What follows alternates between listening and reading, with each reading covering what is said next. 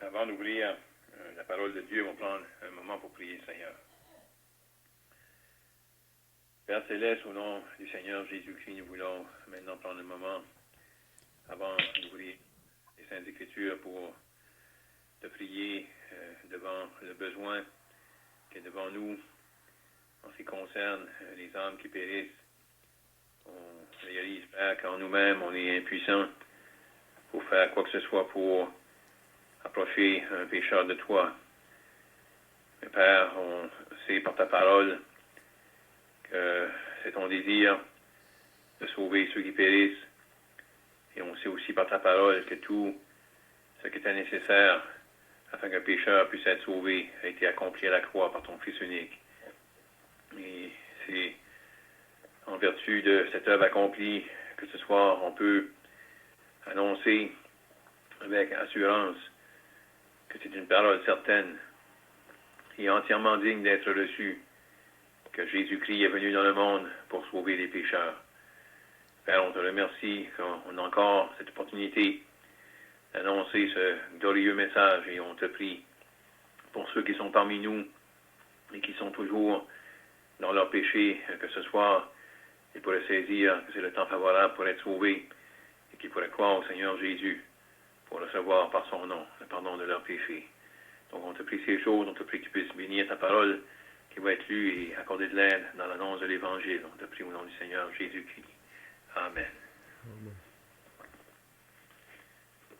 On est bien content de pouvoir annoncer une fois de plus la bonne nouvelle de notre Seigneur Jésus-Christ.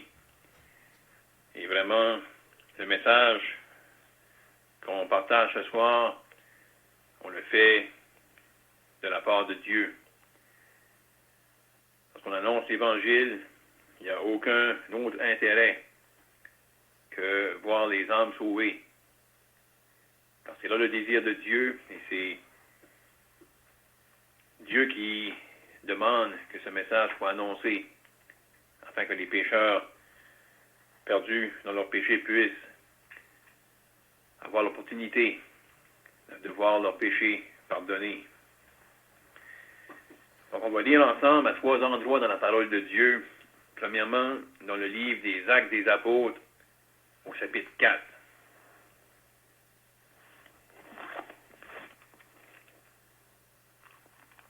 Actes des Apôtres, au chapitre 4. Nous allons lire le verset 12.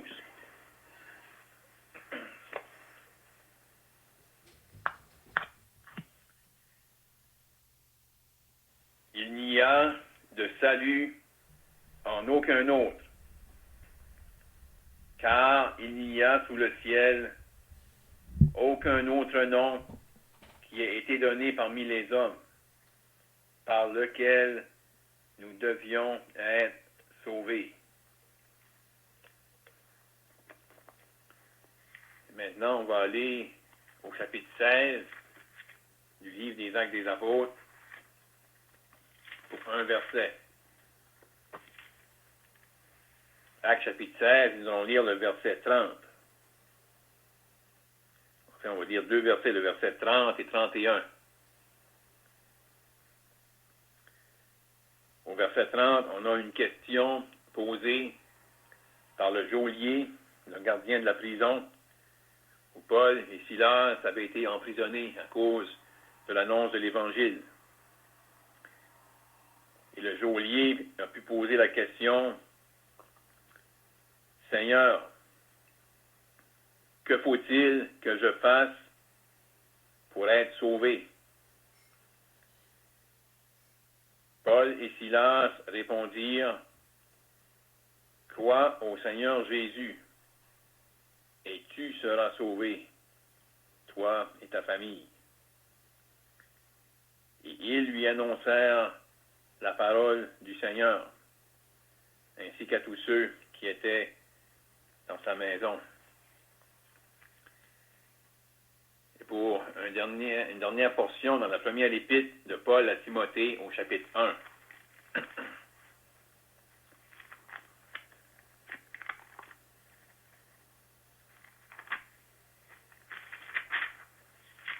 1 Timothée chapitre 1, nous allons lire le verset 15.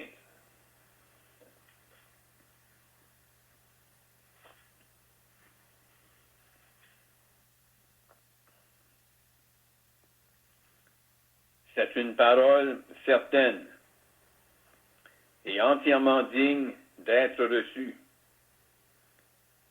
que Jésus-Christ est venu dans le monde pour sauver les pécheurs, dont je suis le premier.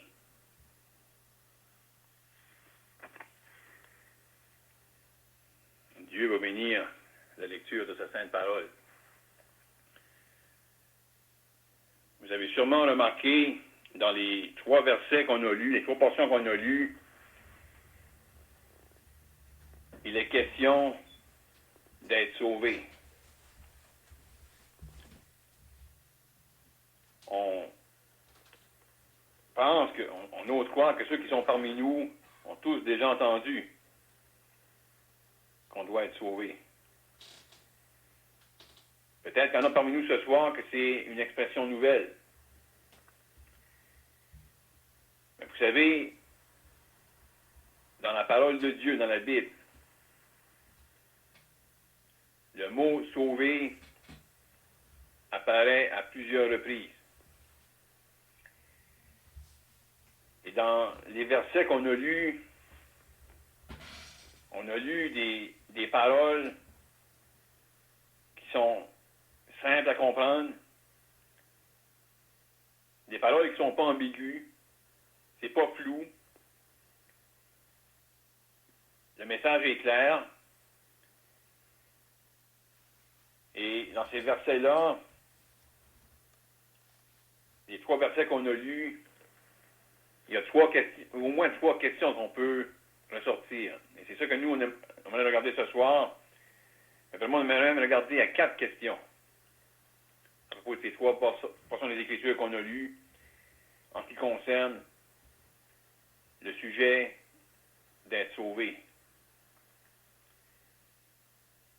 On aimerait premièrement regarder ou poser la question, qui doit être sauvé? Ensuite, on aimerait regarder ensemble, pourquoi doit-on être sauvé? Ensuite, on aimerait regarder de quoi doit-on être sauvé?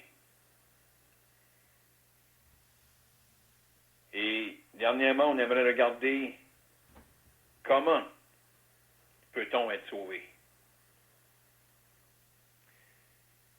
Parce que vous savez, la première portion des Écritures qu'on a lue, l'apôtre Pierre, s'adressant à une foule de gens religieux. Il pouvait dire avec assurance de la part de Dieu, nous devons être sauvés. Ça incluait ceux à qui il s'adressait, ainsi que lui-même. Il disait, nous devons être sauvés.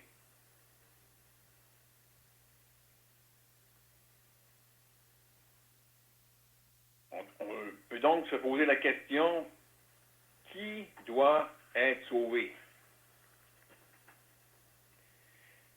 Dans ce jour-là, l'apôtre Pierre s'adressait à des hommes religieux juifs.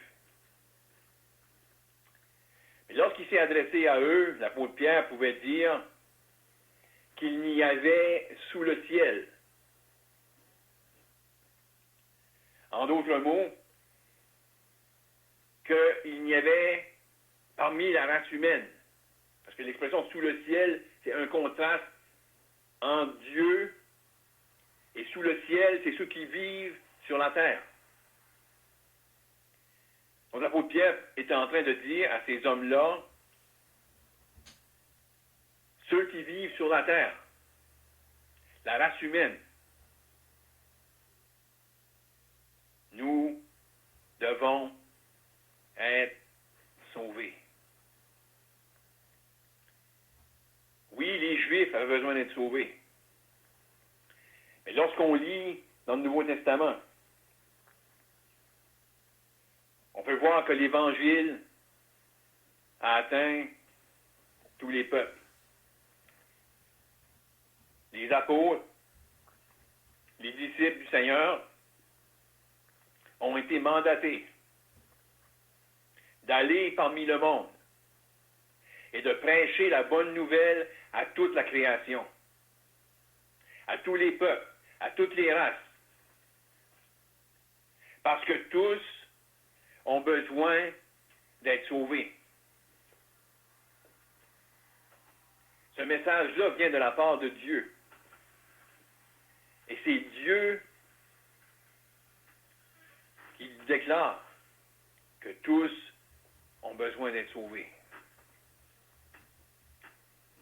Maintenant, ça nous amène à notre deuxième question. Parce que ça, c'est un fait, une vérité claire dans la parole de Dieu. Que les humains, de toute race, de tout peuple, peu importe qu'ils soient riches ou pauvres, peu importe leur connaissance, sans distinction, tous ont besoin d'être sauvés. Ça peut soulever dans notre pensée pourquoi on doit être sauvé. Vous savez, avant même de lire la parole de Dieu, vous savez, il y a des vérités dans la parole de Dieu, que même si on ne l'a jamais lu, on les sait. Avant même d'avoir ouvert une Bible, lorsque j'étais possiblement un jeune adolescent, j'étais conscient d'une chose. J'étais un pécheur. Il y avait des choses qui étaient mal. Et sans que je le sache, que c'était écrit dans la Bible. Il y avait certaines choses qui étaient mal et ma conscience me disait que c'était mal. Et malgré cela, je les faisais.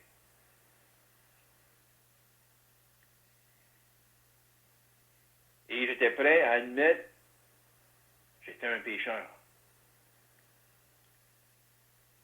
Pourquoi doit-on être sauvé? Parce qu'on est des pécheurs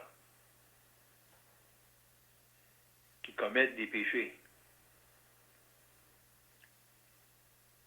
Et devant Dieu, on est des pécheurs perdus. Il y a un lien entre sauvé et perdu.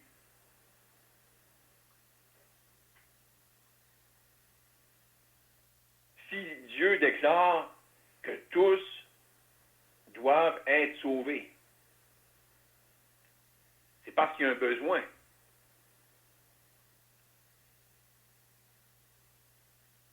On a besoin d'être sauvés parce qu'on est perdu devant Dieu.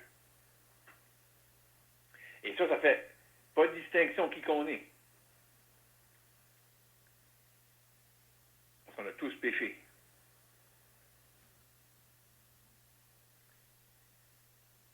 Donc, qui doit être sauvé? Tous.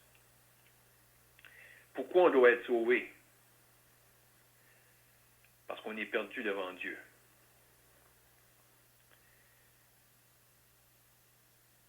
Mais dans les versets qu'on a lus,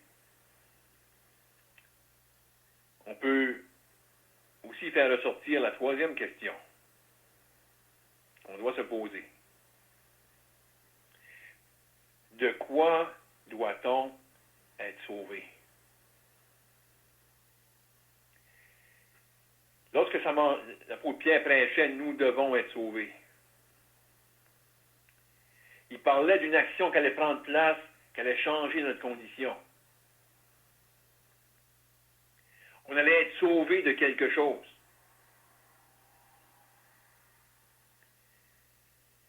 On doit être sauvé de nos péchés.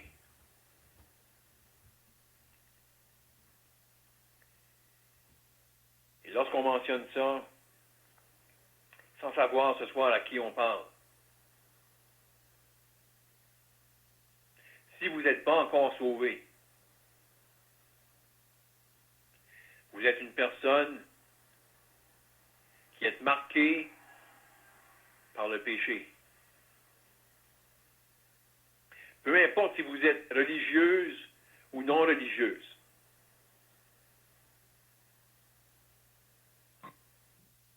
Vous êtes une personne qui est marquée par le péché. Et lorsque Dieu vous regarde, il voit une personne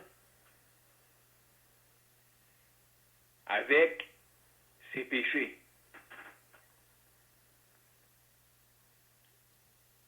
Lorsqu'on mentionne ça, lorsque Dieu regarde, on parle de Dieu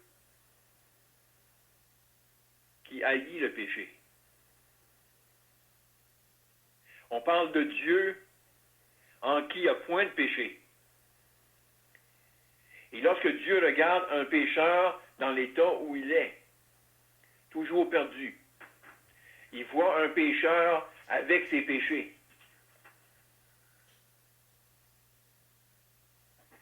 Et le pécheur doit être sauvé de ses péchés.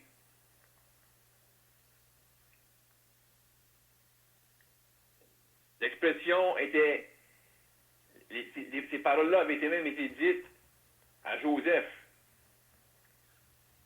en ce qui concerne le Seigneur Jésus. C'est lui qui sauvera son peuple de ses péchés.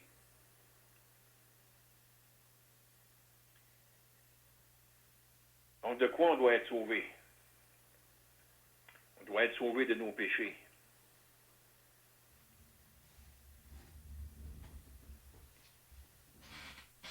Et ça nous amène à notre dernière question. Comment peut-on être sauvé?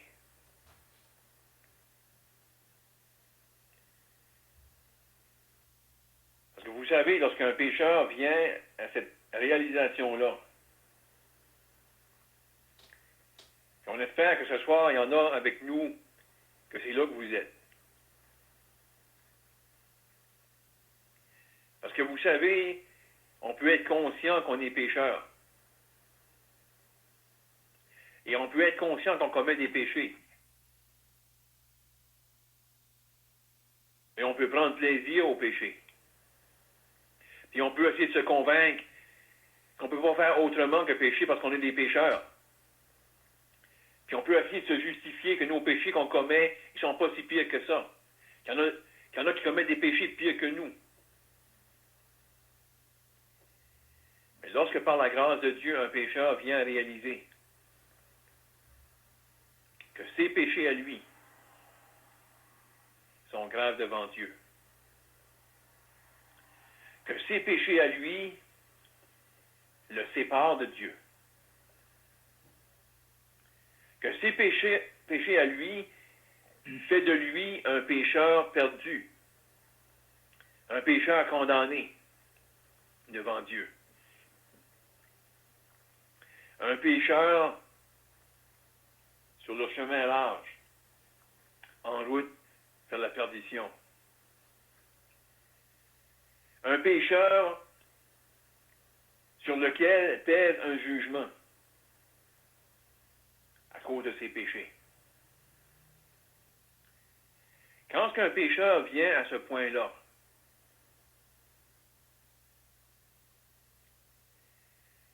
il n'y a rien d'autre qui est aussi important que vouloir être sauvé. Être sauvé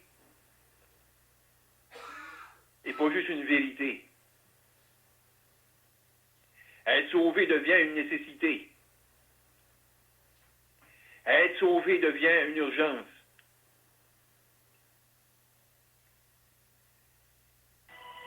Être sauvé devient la chose la plus importante.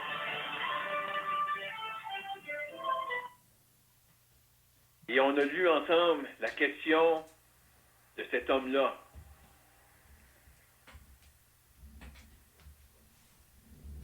Un homme qui avait réalisé la réalité d'être sauvé. Mais dans cette nuit-là, lorsque cet homme s'est jeté à genoux devant Paul et Silas, avec une question précise, une chose qu'il voulait absolument savoir à tout prix. Que faut-il que je fasse pour être sauvé? Cet homme-là voulait être sauvé. Cet homme-là savait, j'ai absolument besoin d'être sauvé. Et remettre à demain, être sauvé, c'était trop important pour remettre à demain. Cet homme-là voulait savoir comment être sauvé ce soir-là, à ce moment précis. Parce que cet homme-là avait réalisé par la grâce de Dieu, comme que je suis perdu. Comme que je suis devant Dieu, je suis condamné. Et comme que je suis devant Dieu, c'est le jugement qui m'attend. Et cet homme-là se pose la question s'il y a quelque chose à faire pour être sauvé. Que faut-il que je fasse pour être sauvé? Et cet homme-là a entendu les merveilleuses paroles de Paul et Silas. Crois au Seigneur Jésus et tu seras sauvé. Pourquoi Paul et Silas pointaient à cet homme-là, Jésus de Nazareth? Parce que Jésus de Nazareth, celui qui avait été attaché sur une croix, était le Fils de Dieu. Et lui était venu chercher et sauver ceux qui étaient perdus. Lorsque lui avait été élevé sur la croix, longtemps avant, le prophète Ésaïe avait pu dire, il était blessé pour nos péchés, brisé pour nos iniquités. Le châtiment qui nous donne la paix est tombé sur lui. Et c'est par ses meurtrissures que nous sommes guéris. Le châtiment qui nous donne la paix. Le châtiment que méritaient nos péchés est tombé sur lui. Vous savez, cher ami, pour régler la question du péché, pour que les pécheurs puissent être sauvés, Dieu est allé directement à la source. Et lorsque le Seigneur Jésus-Christ, sur la croix du Calvaire, a été élevé, il y a un jugement qui a pris place à cause de nos péchés. Le jugement de Dieu est tombé sur lui. Lui qui était sans péché, mais lui qui a voulu prendre la place des coupables. Pourquoi? Afin que les pécheurs puissent être sauvés. Afin que les pécheurs puissent se voir offert un pardon des péchés. C'est pourquoi l'apôtre Paul, poussé par le Saint-Esprit de Dieu, pouvait écrire, c'est une parole certaine et entièrement digne d'être reçue, que Jésus-Christ est venu dans le monde pour sauver les pécheurs. Il l'avait expérimenté pour lui-même. Pour longtemps, il pensait qu'il n'avait pas besoin d'être sauvé. Mais l'apôtre Paul, comme le geôlier, il est venu un jour, par la grâce de Dieu, à cette réalisation-là. J'ai besoin d'être sauvé. Et par ma religion, par mes bonnes œuvres, par mes efforts, l'apôtre Paul devait venir à la conclusion. C'est totalement insuffisant pour satisfaire la justice de Dieu. Je peux faire le mieux que je peux. Je peux faire tous les sacrifices que je voudrais. Ça ne peut jamais enlever un seul de mes péchés. Mais par l'œuvre du Seigneur Jésus-Christ à la croix, la Bible nous déclare, tous les prophètes rendent de lui, du Seigneur Jésus-Christ, le témoignage que quiconque croit en lui reçoit par son nom le pardon de ses péchés. En d'autres mots, en croyant en lui, le pécheur devient sauvé. Avant qu'il croie en lui, il était dans ses péchés, perdu. Mais le moment qu'il se confie en lui, dans son œuvre accomplie à la croix, le pécheur reçoit le pardon des péchés. Le pécheur est sauvé. Le pécheur est réconcilié avec Dieu. On espère ce soir que s'il y a parmi nous un pécheur qui n'est pas encore sauvé, que par la grâce de Dieu ce soir, tu aurais pu saisir pour toi-même ton besoin d'être sauvé et l'urgence d'être sauvé et réaliser pour toi-même, par la grâce de Dieu, qu'il y a un seul moyen pour être sauvé, par le Seigneur Jésus-Christ. On va terminer par la prière. Père Céleste, en terminant, on veut te remercier pour cette bonne nouvelle qu'une fois de plus nous avons pu partager avec ceux qui nous écoutent. Et on te remercie pour ton Fils unique, celui qui s'est livré à la croix pour nos péchés. Père, on te remercie que celui qui s'est livré à la croix et qui volontairement est entré dans la mort est ressuscité. Il est vivant. Il est à ta droite. Et ce soir, il a toujours cette même puissance, ce même pouvoir de pardonner les péchés à ceux qui se confient en lui.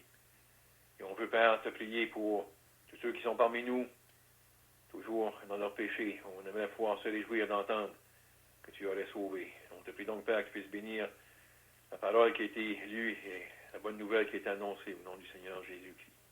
Amen.